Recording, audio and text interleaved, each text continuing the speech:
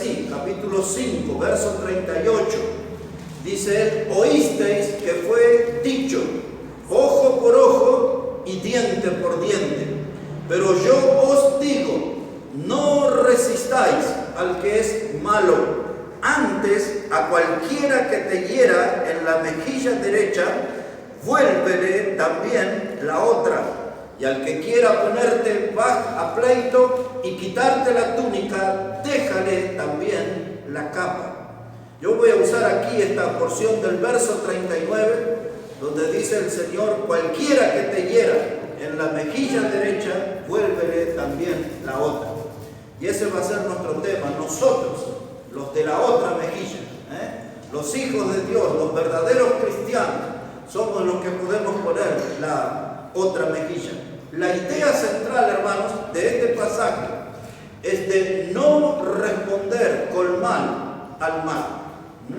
Esa es la idea central. Nosotros tenemos que hacer el bien, hermanos. Siempre tenemos que poder mostrar la capacidad de amar a nuestros enemigos. Eso es lo que debe hacer un verdadero cristiano. Mostrar la capacidad de amar aún a los enemigos. Para un cristiano no corre esto, hermano, nada de esto, de ojo por ojo, nada de esto, de diente por diente, sino de responder y de actuar siempre con amor hacia nuestro prójimo. Ahora, esto no es una invitación, hermano, a que yo me voy a convertir en una víctima pasiva, no que me voy a quedar ahí sin reaccionar, sino, hermano, esto se trata de no pagar con la misma moneda con la que nos maltratan. Siempre tenemos que devolver bien cuando nos hacen mal. La bofetada, aquí, hermanos, en este pasaje, habla de una provocación. Siempre era una provocación, era un insulto, era una invitación a un pleito, a un conflicto. De eso es la bofetada. Pero yo debo evitar entrar en ese círculo vicioso de que alguien me golpea y yo respondo con un golpe también. Soy hijo de Dios, soy de la otra mejilla. Tengo que evitar eso. Y ahora, mis hermanos, a través de la historia, los cristianos siempre han puesto la otra mejilla y se han mantenido de pie. Y vamos a ir un poquito al fondo de la historia para hablar acerca de los Césares romanos. Los Césares romanos y los hermanos en la fe, los cristianos, fueron perseguidos por los Césares romanos. Ellos, hermanos, consideraron que el cristianismo era una religión prohibida. El cristianismo se volvió en una religión clandestina, en una religión perseguida, y no tenían ninguna clase de derechos los cristianos. No tenían leyes de protección, no tenían leyes que los cuidaran. Y los Césares romanos desataron toda una persecución en contra de los cristianos. Por aquellos tiempos, hermanos, predicar el Evangelio era considerado como un delito, como un crimen, hermano. Así era considerado el predicar el Evangelio. Y los predicadores de ese tiempo eran castigados con cárcel, con tortura y con muerte de cruz. Y ahí estaban nuestros hermanos, los de la otra mejilla. En el comienzo, preste atención a esto, porque en el comienzo nuestros hermanos en la fe fueron acusados de practicar canibalismo. Los primeros cristianos eran acusados de que se comían los niños y que ellos celebraban allí unas clases de reuniones en donde mojaban el pan en la sangre de los niños y comían. Y eso se extendió por el Imperio Romano. Y eso hizo que se despertara un odio hacia los cristianos. La gente empezó a creer en esas mentiras y también nuestros hermanos eran acusados de practicar el sexo allí, o el amor sin sexo. A eso sería, porque se trataban de hermanos. Dice, ¿cómo estos que son hermanos y que se aman? Y la gente entendía eso como que era algo inmoral. Entonces había que perseguirlos porque eran inmorales. Y también nuestros hermanos en ese tiempo de los emperadores romanos, muchos de ellos eran acusados como gente que predicaba sobre un juicio venidero, predicaban sobre el infierno, entonces los calificaban como enemigos del género Así que mire, hermano, la persecución en parte se desató por eso, por las mentiras que corrieron de que los cristianos mataban al niño y mojaban el pan en la sangre, comían, que los cristianos se trataban de hermanos porque practicaban una clase de amor inmoral, amor sin sexo, y eran acusados también, hermanos, de ser enemigos de la raza humana porque predicaban de un juicio y un infierno venidero. Así que esos eran algunos de los argumentos que se utilizaron para perseguir a nuestros hermanos en la fe. Y en la historia se contabilizan 10 grandes persecuciones de los cristianos bajo el Imperio Romano. 10 grandes persecuciones. Yo solamente les voy a mencionar unas 3 de ellas para que tengan una noción. Una de esas persecuciones fue de las más crueles, fue la primera, la que se desató bajo el imperio de Nerón. Nerón fue el emperador en Roma. Este hombre, hermano, era un loco, pero un loco de verdad. Este hombre era un asesino. Nerón era un hombre cruel, y era un hombre que tenía una ambición sin límites. Él amaba el oro y las cosas de oro y toda esa locura. Ese era Nerón. Nerón, hermanos, mandó a matar a su madre. Primero intentó envenenarla, su mamá sobrevivió. Y otra vez, pasando por un río, la hizo tirar, pero la señora sabía nadar, se salvó. Y después, cuando ella vio que su hijo la quería matar, hermanos, entonces ella llamó a los soldados y le mostró su vientre, donde lo había tenido a Nerón, y le dijo: vengan, atraviésenme aquí. Finalmente, por orden de Nerón, la mamá de él la mataron.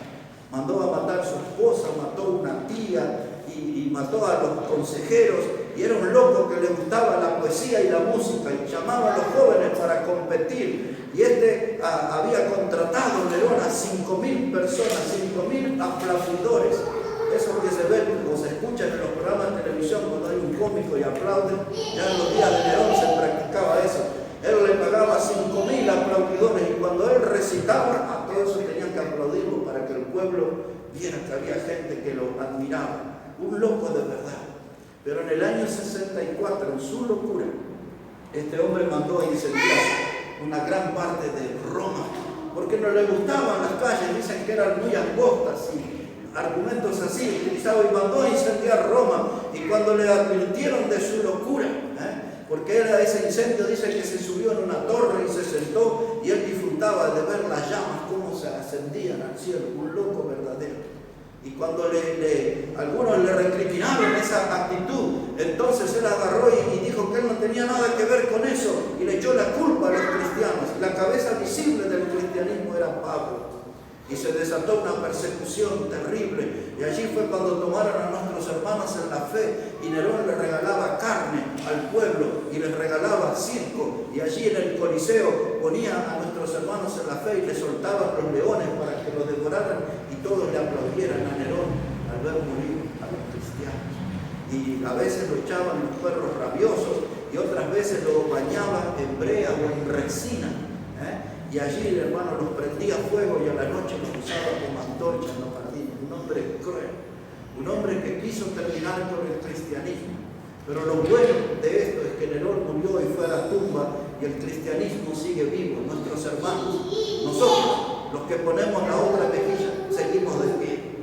Y se pudo superar aquella persecución de Nerón. También después de él, hermano, vino un hombre que era conocido como Julián el Apóstata. Este hombre, Julián el Apóstata, desató una persecución cruel contra los cristianos. Él vivió allá por los años 330 en adelante. Él estuvo varios años en el poder como un César romano. Y este hombre, hermano, quería terminar con el cristianismo, desató una persecución cruel. Y cuenta la historia que en el campo de batalla, una flecha de los persas le alcanza en su cuerpo, y saliendo, dice, la sangre a borbotones. Él tomó su sangre en la mano, y dice que la tiró hacia el aire, y mirando al cielo dijo: al fin, Nazareno, me venciste. No pudo terminar con el cristianismo. Julián el Apóstata quiso que la palabra de Dios se terminara, que los embajadores de la palabra de Dios murieran todos, pero el cristianismo siguió adelante. Nosotros, los de la otra mejilla, resistimos la persecución de Julián el Apóstata. y luego vino Diocleciano. Este fue otro de los emperadores de Roma cruel. Este hombre desató una tremenda y sangrienta persecución en contra de los cristianos.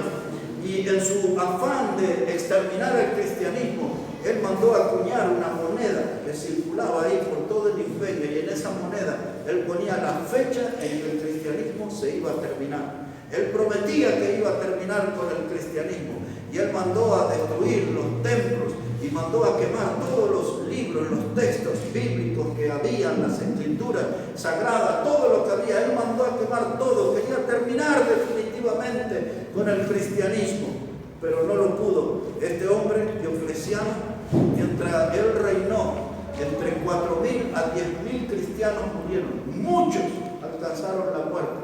Finalmente, él murió y él está allí en la tumba, pero el cristianismo sigue vivo. Y nosotros, los de la otra mejilla, seguimos de pie todavía. Y luego, hermano, vino la gran persecución durante el comunismo. Y ahora yo les voy a dar algunas informaciones. No voy a entrar ahí en profundidad, pero les voy a dar una información, hermano. Allá por el año 1917, cuando el comunismo sube al poder. Eso fue conocido en el mundo como la revolución bolchevique. Y allí el que encabezó todo eso era el famoso Lenin. Con el tiempo se transformó en el líder de los más famosos. Y la llegada de esta revolución fue el final de los zares, y vino toda esta revolución soviética que duró 70 años, hasta el año 1989. Así que muchos de ustedes ya habían nacido cuando el comunismo se cayó el muro de Berlín, y ahí estaba dando sus últimos bostezos el comunismo, y subió un hombre con una nueva forma de gobierno que se llamaba la perestroika, y allí ya el comunismo quedó sepultado. Pero el comunismo ruso trató de destruir, hermanos, a los cristianos, persiguió a los cristianos, y entonces en aquel tiempo, hermano, se mataron unos 20 millones de cristianos en esos 70 años de tiempo. Unos 20 millones de cristianos. La iglesia, hermanos, principalmente los bautistas, formaron en ese imperio del comunismo lo que se conocía como la iglesia subterránea. Los hermanos se escondían en sótanos, se unían en lugares. Muchos de ellos aprendieron a alabar al Señor por señas, porque allí tenía la policía secreta, la KGB, era la que perseguía, y donde encontraban a los cristianos era cárcel, era deportación, era tortura y era muerte. Si el cristiano era bautizado, directamente le mataban. Eran tiempos tremendos, hermanos, pero la iglesia subterránea era conocida también como la iglesia clandestina o la iglesia sufriente. Y Rusia quiso eliminar el cristianismo, y ellos quisieron instalar lo que se conoció como el ateísmo científico. Y entonces se les enseñaba en los colegios a los niños que Dios no existía, y trataban de terminar con todo lo que tuviera que ver con el cristianismo. Biblias casi que no se podía ver de todo lo que era la Unión Soviética en ese tiempo. Ellos eran, hermanos, conocidos como los países de la cortina de hierro. Dado la dureza del régimen comunista, así eran definidos, los países de la cortina de hierro. Otros le llamaban los países del telón de acero, porque era algo impenetrable, no se podía entrar, tenía que ser la doctrina del comunismo y no podía haber ninguna otra clase de creencia. Pero nuestros hermanos allí, en los montes y en las cuevas, como en los días bíblicos, allí se reunían y allí arriesgaban su vida, se bautizaban, hermanos, en las aguas congeladas, rompían el hielo y daban ese paso para obedecer al Señor. Y allí, hermanos, ellos resistieron la persecución del comunismo ruso. Y Dios en ese tiempo levantó un hombre. Esa es la generación donde yo conocí a Cristo como mi Salvador. Dios levantó un hombre, su verdadero nombre era un hombre holandés. Él se llamaba Alne, así era su nombre, Alne van der Bilt. Pero todo el mundo le conoció como el hermano Andrés, o le conoció como su apodo, el contrabandista de Dios. Y así fue cuando yo tenía 18 años y entré al seminario, empecé a escuchar sobre el hermano Andrés, el contrabandista de Dios. ya tenía casi 10 años su libro que fue escrito con ese título, El contrabandista de Dios. Él tenía un autito, un Volkswagen, un escarabajo. Muchos de ustedes saben cuáles son esos, ¿no? Un escarabajo de color azul. Y en ese escarabajo él escondía las Biblias como podía, hermano, y entraba en todos esos países del comunismo, arriesgando su vida. Al descubrirle una Biblia, seguramente le iba a tocar cárcel y tortura y muerte posterior. Pero el hermano Andrés, él arriesgó su vida y se metió en todos esos países del sistema comunista y llevó la Biblia a nuestros hermanos. Hay unas historias preciosas sobre él, de testimonio de la mano de Dios, cuidándole decía Andrés cuando le paraba la policía rusa en las rutas, él decía: Dios, dale ojos pero que no vean. No podían ver las Biblias que él llevaba para nuestros hermanos, para nosotros, para los de la otra mejilla que estaban allí soportando los ataques del comunismo. Uno de los libros más maravillosos se llama El Esbirro. Sergei Kurdakov se llamaba, uno de los policías de la KGB, que nos ha contado todo cómo funcionaba ese sistema. Ese hombre persiguió a los cristianos, torturó a muchos y a gente que la encontró en varias reuniones, le impactó, y al final ese hombre terminó convirtiéndose al Evangelio. Ya les contaré la historia de él un día, bien en detalle. Y allí, hermanos, Dios mostró su poder y muchos fueron los convertidos. Y allí, hermanos, en esa iglesia subterránea, clandestina, la iglesia sufriente, como era conocida, este hombre, el hermano Andrés, proveyó de Biblias. Dijo el hermano Andrés, él vive todavía, tiene 91 años, vive. Y él dijo una vez, hablando de estos países de la cortina de hierro, en aquellos tiempos, uno que ya no existe, se llamaba Yugoslavia, después se transformó en Serbia, Croacia se dividió, Montenegro, ese país se dividió en esas partes. Estaba Hungría, estaba Checoslovaquia, que hoy también ya están divididos, los checos por un lado, eslovacos por otro, y estaban los húngaros que les mencioné, los rumanos, y todos esos países, hermanos, se llamaban países satélites, tenían sus dictadores de muchos años, dictadores allí en el poder, hermano. Y este hombre, el hermano Andrés, cuando entraba en esos países de la cortina de hierro, él llegó a decir esta frase, dice: muéstrame donde hay una puerta cerrada y yo te enseñaré cómo abrirla, pero no te garantizo la salida. Te enseñaré cómo entrar, cómo abrirla, pero no te garantizo la salida, porque muchas veces el entrar en esos lugares no era seguridad de salir con vida de ese sistema. Y este hombre fundó un ministerio que hoy funciona y va a otros países, hermanos. La palabra se llama Ministerio Puertas Abiertas, así se llama el ministerio. Y hoy, en el año 2019, por lo menos, hermanos, en este año 2019 hay 250 millones de cristianos padeciendo persecuciones en el mundo. 250 millones de cristianos, por lo menos, están padeciendo persecución en el mundo. Por los musulmanes, por los islámicos, en los países de África, hermanos, cómo están siendo perseguidos por todos lados. Y nosotros estamos aquí como en una burbuja, ignorando los padecimientos de nuestros hermanos, ignorando esos compromisos profundos que ellos tienen con la fe y con la predicación del Evangelio. Mis hermanos, allí el comunismo ruso pasó y nuestros hermanos, los de la otra mejilla, ellos permanecieron de pie, sobrevivieron al ataque. Y ahora le quiero llevar por un momento hacia China, el gigante amarillo. Pero antes que le hable de China, quiero llevarle a la palabra de Dios aquí a un pasaje de Apocalipsis, capítulo 2 y versículo 10. Quiero aplicar ese texto a lo que es la realidad en China. Insisto, quiero aplicar el texto a la realidad de los que padecen los cristianos allí en China. Apocalipsis, el capítulo 2 y el versículo 10. Ese fue un mensaje para la iglesia de Esmirna.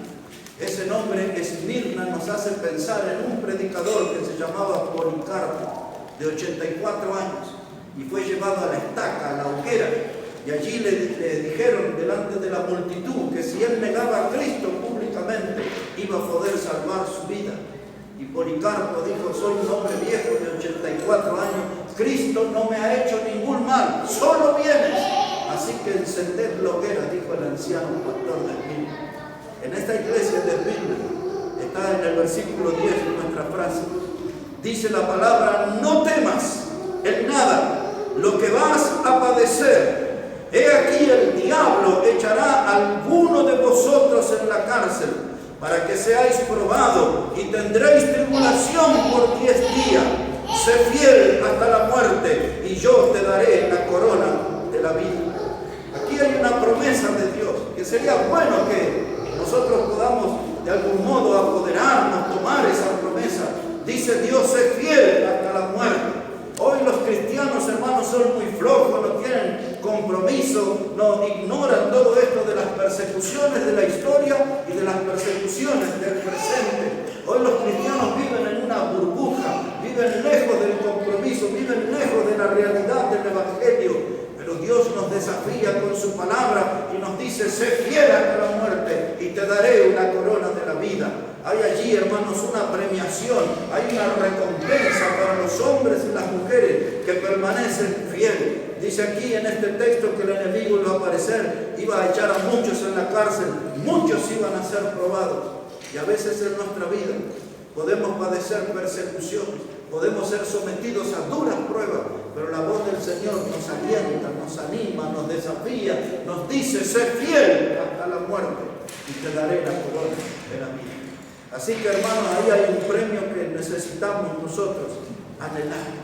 Aquí en China, el gigante amarillo quiere copar el mundo con su doctrina del comunismo, quiere copar el mundo a través de todos sus productos, a través del comercio, y ellos allí, hermano, ese gigante amarillo es también un duro enemigo del cristianismo. El comunismo, hermano, ve al cristianismo como una amenaza para ellos. Y ellos quieren terminar, quieren tener allí el control sobre todas las personas, quieren tener un control a través de la política, quieren tener hecho un control a través de los negocios, quieren controlar la doctrina, la enseñanza. Es allí, hermanos, en China, donde se enseña en la actualidad: Dios no existe, Dios no existe. Así le hablan a los niños ya desde el colegio, tratando de sembrar esa semilla en sus mentes de que Dios no existe. La pregunta que nos hacemos: si Dios no existe, ¿por qué se preocupan tanto por Él? ¿Por qué se preocupan tanto por Él? Es esa la pregunta que nos hacemos. El comunismo chino, hermanos, quiere lograr el milagro de unir el agua y el aceite. Ellos quieren que los cristianos, hermanos, le brinden lealtad al sistema del comunismo. Ellos quieren que los cristianos dejen su fe y se unan al sistema del comunismo. Quieren unir agua y aceite, pero ellos no podrán, no lo van a lograr, hermano. Ahí en China, en estos días, nuestros hermanos en la fe pierden sus trabajos, pierden sus casas. Muchos de ellos le quitan la Biblia, le llevan a la cárcel. Nuestros hermanos le llevan a campos de reeducación mental. Es decir, le hacen un lavado de cabeza para que se vuelquen al comunismo. Muchos de ellos son puestos en hospitales que son hospitales psiquiátricos. Eso lo hizo el comunismo en Rusia también, porque los quieren acusar a los cristianos como enfermos mentales, que son gente que hay que internarlos en un psiquiatra y tratar de ponerle los principios del comunismo. Pues esas cosas las hacen, hermanos, en la China actual.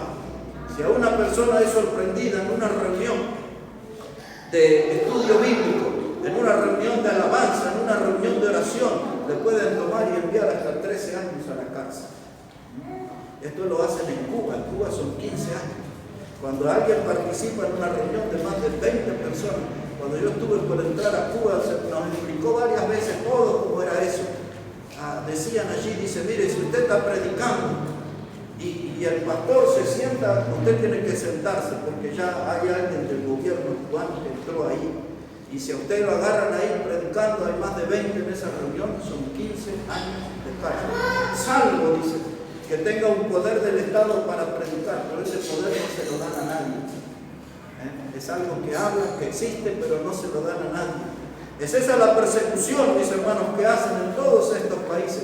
La semana que pasó querían condenar a un pastor por orar durante 13 años, lo querían mandar en Cuba a la cárcel. Eso es de la semana anterior.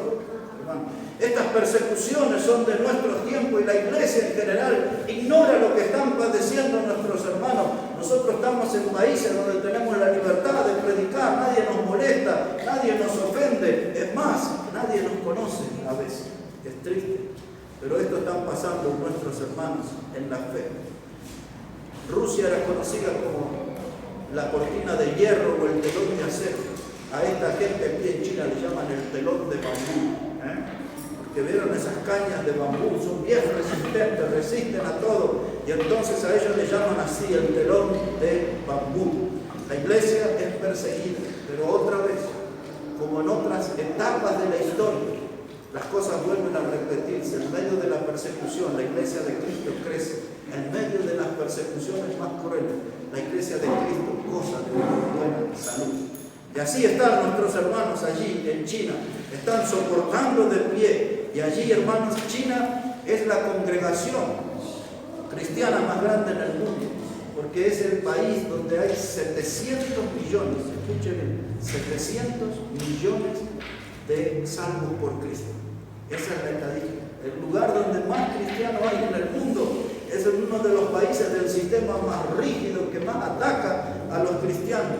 Y se habla, hermano, de que por cada día hay un promedio de 700 salvos en el país. Cada día un promedio de 700 salvos en el país. Qué lindo. Hay gente predicando en el medio de las persecuciones.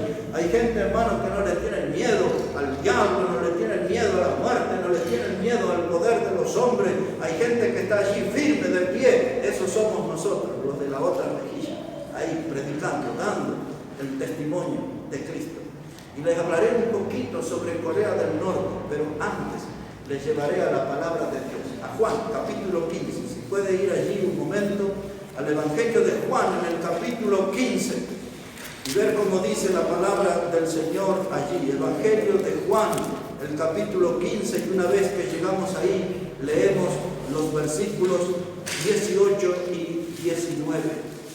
Así dice la palabra de Dios, Evangelio de Juan, el capítulo 15 y los versículos 18 y 19. Dice el Señor Jesús: si el mundo os aborrece, sabed que a mí me ha aborrecido antes que a vosotros. Si fuerais del mundo, el mundo amaría lo suyo, pero porque no sois del mundo, antes yo os elegí del mundo. Por eso el mundo os aborrece. El Señor Jesucristo claramente anticipó que el mundo iba a aborrecer a los cristianos. Los iba a tratar con desprecio, los iba a tratar de tener allí al margen, maltratarlos, perseguirlos. Dice el Señor, pero antes que lo aborrezcan ustedes, sépanlo, me aborrecieron a mí. Y sabemos cómo lo despreciaron desde la cuna hasta la tumba. Él fue despreciado, perseguido, llevado a la cruz, sometido a las críticas más duras, blasfemias que se levantaron contra él. Dice: así como me aborrecieron a mí, ustedes también serán aborrecidos. En Corea del Norte, mis hermanos, hay allí una dinastía. Esta nación surgió en el año 1948. Y allí tuvo sus tres grandes presidentes. El último es un jovencito que tiene 36 años, nada más. Y este hombre se llama Kim Jong. Y su abuelo y su padre también fueron los presidentes de esta Corea del Norte. Este hombre es considerado como el líder supremo. Y en los últimos tiempos, en este año principalmente, varias veces se enfrentó con el presidente Trump de Estados Unidos. Tenían sus cruces verbales allí y los coreanos amenazaban con tirar sus misiles porque ellos han desarrollado armamento nuclear y tratan de amenazar al mundo, de imponer su presencia en el mundo. Y este líder que ellos tienen lo consideran el líder supremo. Se cree que en toda Corea del Norte hay unas 30.000 estatuas e imágenes gigantes del abuelo, de Kim Jong, del papá y de él. Y todos los días en las casas tienen que rendir cultos a esas imágenes. Esa es la Corea del Norte hoy. Es un sistema comunista también. Y es un estado perseguidor de los cristianos. Se habla allí, se utiliza la palabra paranoia dictatorial. Paranoia, alguien que no está bien, que está medio trastornado, mal en su cabeza. Y ellos cuando escuchan de los cristianos, entran en su paranoia, en su estado de locura, y quieren destruir todo lo que tiene que ver con los cristianos. Pero hay 300.000 cristianos allí, en el día de hoy. A pesar de ese sistema del comunismo estricto, hay 300.000 ya identificados. Y esta gente, hermanos, de esos 300.000, hay estadística, porque hay misiones que investigan todo esto, y hay unos 70.000 que han pasado por las más crueles torturas. Allí, aislados, en campos de concentración, o son deportados. Muchos de ellos, hermanos, son encarcelados, condenados a muerte. Muchos de ellos, hermanos, tienen que mantener, los padres, tienen que mantener la fe en secreto, no se la pueden contar a sus hijos que son salvos, porque a veces sus hijos en el colegio le lavan la cabeza que ellos tienen que informar todo lo que sea un peligro para el Estado, y hay niños que van y cuentan, dicen, mire, mi papá es cristiano, mi mamá es cristiana, y vienen y se lo llevan a la cárcel, y muchos de ellos terminan allí en la muerte. Esto está pasando, mis hermanos, aquí en estos días, esto está pasando aquí en este tiempo. Muchos de estos cristianos que son llevados a la prisión mueren allí por exceso de las torturas, y otros mueren en un estado de desnutrición, porque ni siquiera les dan alimento. Pero los vecinos, los de Corea del Sur, donde entró allí el cristianismo, y junto con México, Corea del Sur y México son las dos naciones que más misioneros están enviando al mundo hoy. Y ahí en Corea del Sur usan esos globos que le llaman helios. Vieron que a veces en la fiesta andan ahí en el aire, y esas clases de globos meten Biblias y aprovechan los vientos y cruzan la frontera, esos globos, y esas Biblias caen en manos de algunos cristianos. Y así es una de las formas que entra la palabra de Dios en este tiempo. Allí en esos lugares de un régimen prohibido, Dios está haciendo una obra. Y ahí usan una palabra que yo me la anoté, la palabra que se escribe con H, ananí, ananí. Eso significa el Señor ayuda. Y ahí una niña aprendió eso de su mamá. Nunca esa niña supo, hasta los 23 años, que ella tuvo que huir a China y pasó por persecuciones y torturas, hasta que aprendió que esa palabra ananí que utilizaba su mamá, y ella la oía desde niña, significaba que el Señor ayuda, Dios ayuda. Y Dios está ayudando a nuestros hermanos, a los de la otra mejilla, allí, hermanos, en el sistema comunista de Corea del Norte. Así que, mis hermanos, estamos viviendo días tremendos, días de persecución. Y aquí estamos viviendo una persecución incipiente, que es la de los abortistas, la de los pañuelos verdes. Ellos agarran y atacan a los cristianos, no importa desde qué, si son bautistas, pentecostales, ellos los ven ahí como enemigos, y han hecho tantas actividades de violencia como la que hicieron en el Mar del Plata frente a una catedral de la religión católica, y allí las mujeres con sus senos al aire y escrito en letras negras, sí al aborto, aborto legal y cosas así, y estaban ahí tratando de ser tocadas por aquellos que estaban cuidando la iglesia. Muchos estaban recitando el Padre Nuestro, y estas mujeres abortistas querían entrar. Lo hicieron aquí en la Catedral de Buenos Aires. Allí se desnudaron, hicieron las necesidades en la puerta de la catedral y hacen sus rituales de bruja. Las del pañuelo verde, un gran sector, hermano, hacen sus rituales, se ponen sus sombreros, sus escobas y andan gritando por la calle, muerte al macho. Y ahora, como nosotros creemos que Dios creó al hombre y la mujer, que no hay tanta diversidad de género, hasta como 120 géneros que dicen algunos, según cómo se perciben.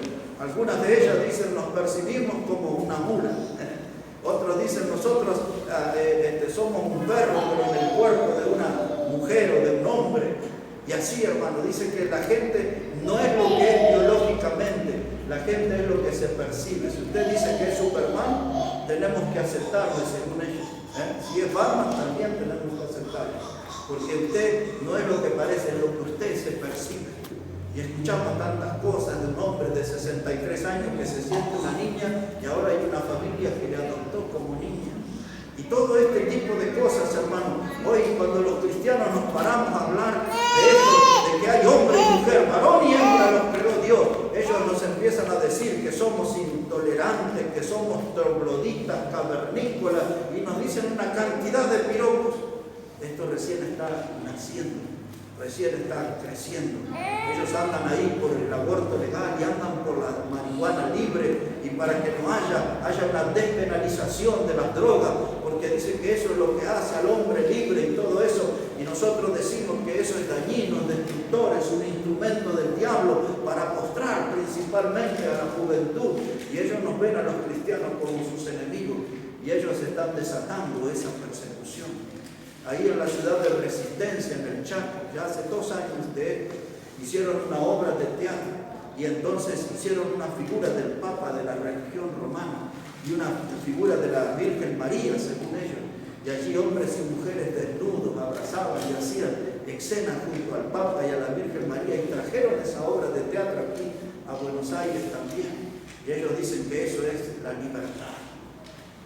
Para nosotros todo eso son actos de inmoralidad, es el pecado que anda deambulando por libertad, y entonces ellos quieren perseguirnos y quieren tratar de enviarnos a la cárcel, e inventan leyes en donde no podamos nosotros señalar al homosexualismo como pecado, porque nos acusan de xenófobos y homofóbicos y un montón de términos así que utilizan. Aquí hay una guerra, pero esta persecución no llega al nivel de los hermanos en Rusia, en Corea, en China y en tantos países de África como está sucediendo, donde los templos son derribados, donde las Biblias son quemadas, pastores son quemados, asesinados, las estadísticas son tremendas, y eso no sale en los principales diarios. Pero a pesar de toda la persecución, quiero reiterar esa cifra de por lo menos 250 millones de cristianos están siendo perseguidos en este año 2019 en el mundo. Y a pesar de todo eso, nosotros, los de la otra mejilla, todavía estamos de pie predicando el Evangelio. Y deberíamos, mis hermanos, comprometernos más con ese mensaje. Desde la música también nos atacan, desde la música también quieren lastimarnos. Desde la historia, algunas décadas atrás, cuando aparecieron los Rolling Stones y vinieron aquí aún al estadio de River, con su canción lema que se llamaba Simpatía por el Demonio. Y allí en la historia estaba su grupo Led Zeppelin con una canción que se llamaba Escalera al Cielo. AC/DC y los otros cantaban Carretera al Infierno, y usan todas esas clases. Una mujer que se llamaba, no se sabe si es mujer, hombre, Marilyn Manson se llama.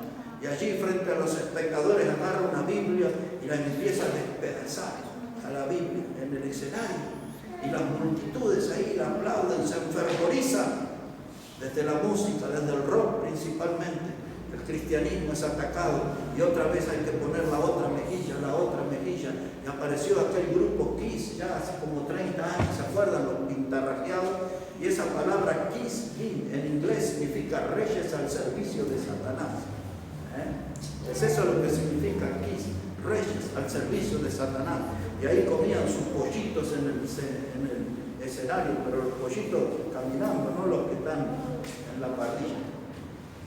Desde la música, desde todos lados, el cristianismo es atacado, y el cristianismo es invitado por la Biblia a poner la otra mejilla.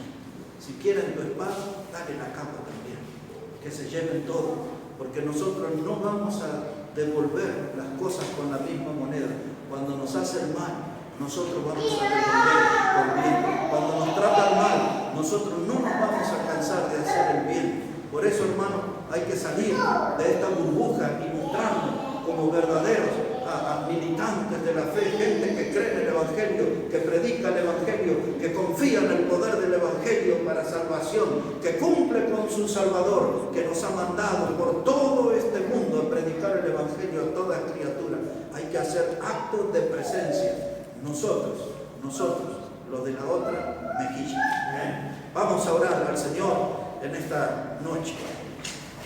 Señor, ponen en evidencia que nos comprometemos un poco con la obra de Dios. Estos mensajes tienen que despertarnos, tienen que animarnos y tienen que motivarnos, hermano, a predicar la palabra de Dios y decirle a este mundo, aquí estamos nosotros, los de la otra mejilla, todavía estamos de pie, soportando los césares romanos, los sistemas comunistas, los sistemas liberales, neoliberales, todo esto que ha aparecido de la ola verde, de toda esta onda abortista. A pesar de toda la maldad que surge en el mundo, los de la otra mejilla estamos de pie, firmes aquí, sirviendo al Señor. Padre, te damos tantas gracias en esta hora por tu palabra. Y te damos las gracias, Señor, porque tu palabra nos anima y nos marca ese camino a seguir, un camino de compromiso, Señor, un camino de poder ser bendición al prójimo. Y claramente estamos aquí en este mundo para hacer el bien, Señor, sin mirar a quién, hacer el bien a cada criatura, llevando el mensaje del Evangelio, que tú nos animes como iglesia, Señor, a que podamos tener ese compromiso de levantar en alto tu palabra y llevar este mensaje de vida, este mensaje de salvación eterna a cada alma que lo necesita.